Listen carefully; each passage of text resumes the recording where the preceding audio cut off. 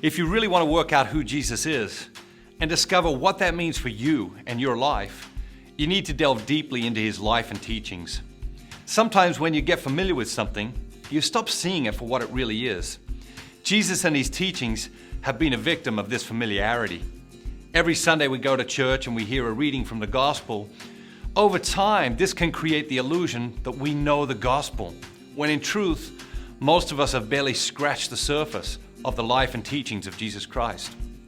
Once we really get into the life and teachings of Jesus, we discover quickly that Jesus was a radical. If you haven't encountered Jesus the radical lately, I'd encourage you to take another look.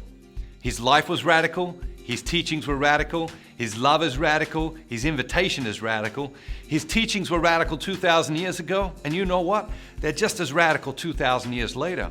And radical as they may be, they contain the answer to the question we began to explore in session 1. What is the best way to live?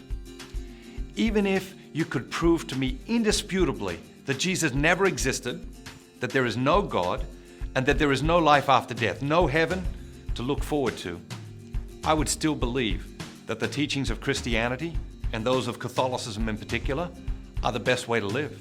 I'm absolutely convinced that there is no surer path to happiness in this life than embracing the life and teachings of Jesus Christ, as set forth by the Catholic Church.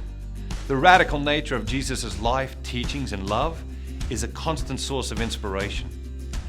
Let's explore some examples. In chapter 5 of Matthew's Gospel, we read, "You have heard that it was said, 'You shall love your neighbor and hate your enemy.' But I say to you, love your enemies and pray for those who persecute you." This was a radical teaching 2,000 years ago. What was the teaching before this? An eye for an eye and a tooth for a tooth. And Jesus comes along, and with one sentence on some dusty road or in a crowded synagogue, wiped away the justification of revenge. And the moral, ethical, and spiritual development of humanity took a complete right turn. This teaching is still radical 2,000 years later.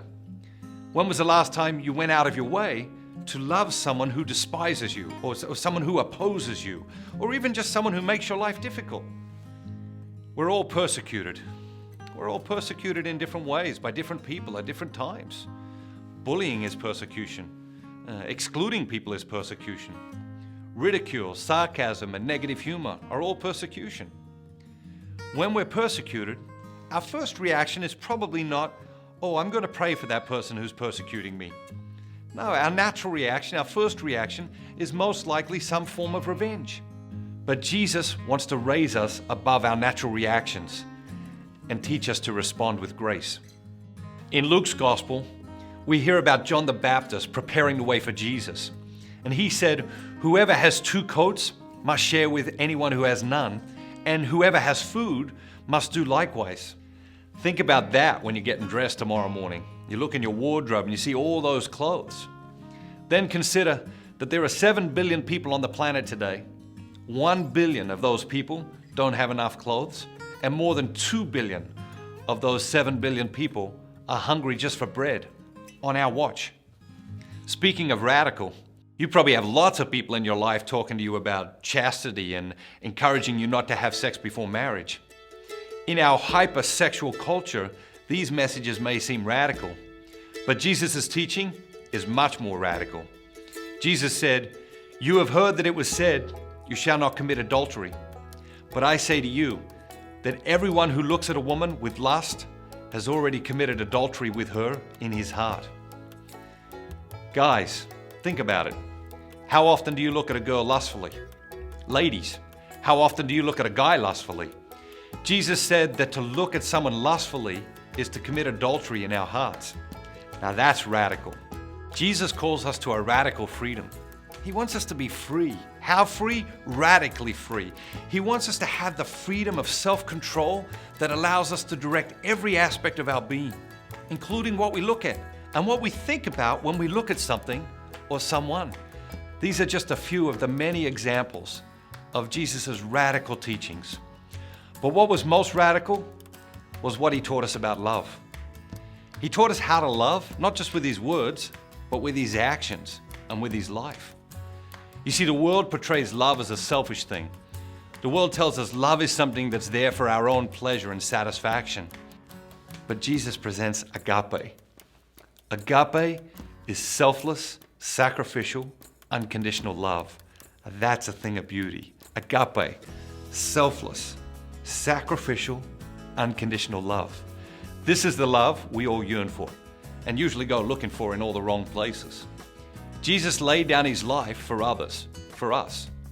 That is a monumental love. It's a generous love that places the good of the other person above any selfish desire. But Jesus doesn't just love that way. He calls us to love in the same way. I told you he was radical. On Sunday at Mass, after the Gospel is read, I asked myself this question. I asked myself, if I just lived this one reading, not the whole Gospel, not everything the church teaches, not the whole Bible, but if I just lived this one reading, how much would my life change? The answer is the same every week. The answer every week is radically. You see, there's a gap between my life and the life God's inviting me to live. There's a gap between my life and the gospel. There's a gap between the person I am today and the person God created me to be. And I got a long way to go, but I've started. I've started to close the gap, and I hope you'll join me in the journey. Most people think they're pretty good Christians. I even know non-Christians who think they're pretty good Christians. But compared to what? I mean, compared to Jesus? No, most people don't use that as the measuring stick. Compared to the gospel? Absolutely not. Most people don't use that as their measuring stick either. Most people compare themselves to what they see in popular culture or what they see on television and their peers. And if that's the measuring stick you're going to use, in most cases you could be setting the bar very, very low indeed. If you really want to explore the question of the best way to live, I recommend you get yourself a Bible. And just start by reading the Gospel of Matthew. Read it slowly. Think about it. Reflect on it. This way, you'll save yourself a lot of heartache and discover the path that leads to lasting happiness in this life and eternal happiness with God in the next life. Along the way, you're going to discover the real Jesus, and you might discover that he is very, very different to what you previously thought.